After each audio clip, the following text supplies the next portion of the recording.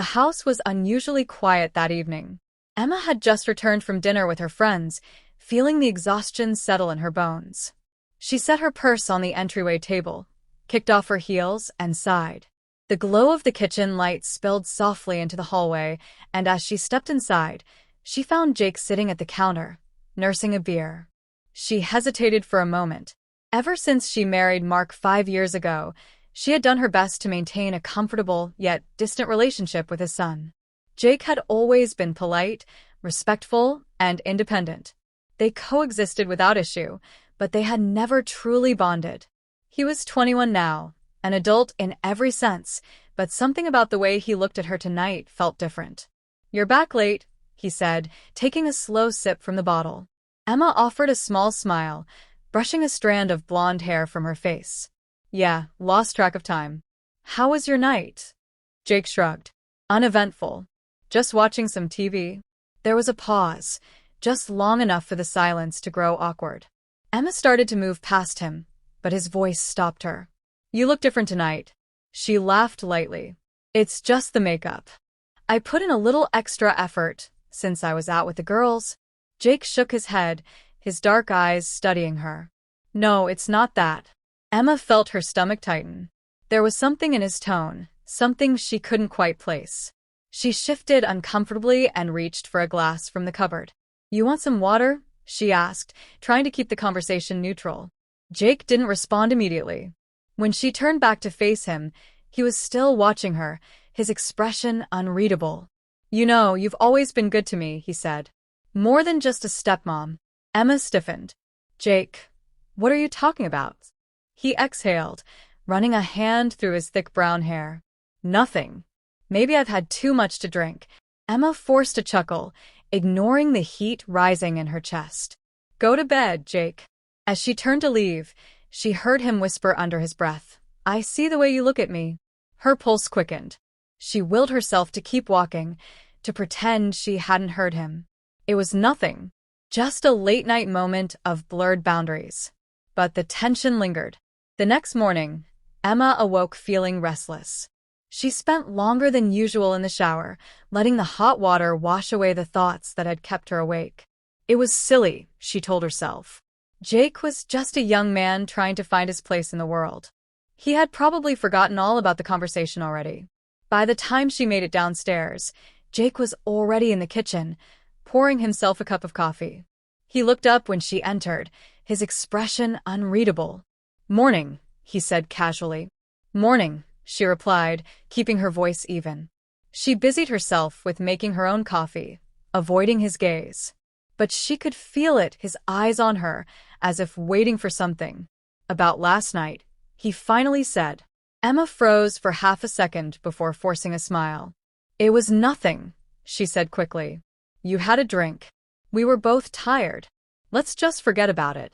Jake leaned against the counter, watching her with an intensity that made her uneasy. Was it nothing? Her heart pounded. She turned to face him, clutching her coffee mug. "Jake, we can't." "I know," he interrupted.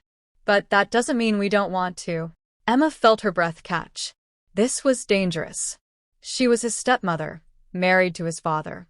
But the way Jake looked at her now, it was the kind of look she hadn't seen from Mark in years.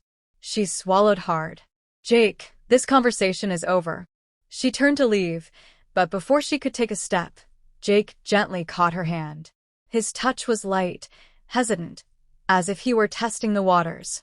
"You don't have to say anything," he murmured. "I just wanted you to know." Emma pulled her hand away, forcing a tight smile.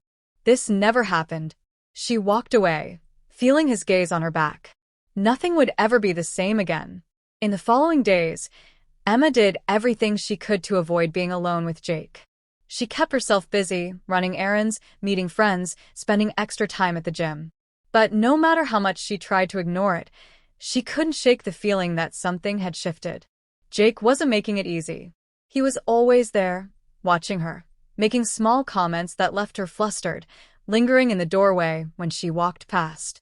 One evening, as she sat in the living room reading, Jake entered and sat down across from her. He didn't say anything at first, just watched her.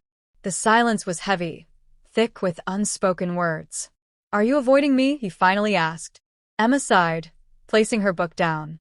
Jake, I think we need to set some boundaries. Boundaries, he repeated, leaning back. Is that what you want? She hesitated. Did she? I think it's what's best, she said carefully. Jake nodded slowly, as if considering her words. Then, without warning, he stood up and walked toward her. Her heart pounded as he stopped just a few feet away. Okay, he said, his voice low. Boundaries. And yet he didn't move. Neither did she. The air between them crackled with tension, an invisible pull that neither of them wanted to acknowledge. Emma knew she should get up, leave the room, put an end to whatever this was before it spiraled out of control. But she didn't. Instead, she met his gaze, and for the first time, she didn't look away. Jake exhaled sharply, running a hand through his hair. This isn't fair, Emma. Her breath hitched. He had never called her by her first name before. It had always been a distant, respectful Emma or my dad's wife. Jake, we can't do this, she whispered. He nodded. I know, but neither of them moved. The front door suddenly opened, breaking the spell. Emma jumped back as Mark entered, dropping his briefcase by the door. Hey, you two, he said with a smile. What's going on? Emma forced a laugh, her heart hammering in her chest. Nothing. Just talking. Mark smiled, oblivious to the tension in the room. Good. I'm glad you two are getting along. Jake smirked, his eyes never leaving hers. Yeah. We are. Emma swallowed hard. This wasn't over. And she wasn't sure she wanted it to be. Over the next few weeks, the tension only grew. Every stolen glance, every accidental touch, every shared silence, it all added to the weight pressing down on them. Emma found herself questioning everything. She loved Mark. He was a good husband, a good provider. But the passion had long since faded, replaced by routine and familiarity. Jake, on the other hand, made her feel alive. And that terrified her. One evening, while Mark was working late, Emma found herself in the kitchen, lost in thought. She didn't hear Jake enter until he was right behind her. Emma, he said softly. She turned, her breath catching. He was too close. We have to stop this, she whispered. He nodded but didn't move. Do you want to? She opened her mouth to say yes. But the words never came. Because deep down she wasn't sure if she did. And that was the most dangerous part of all.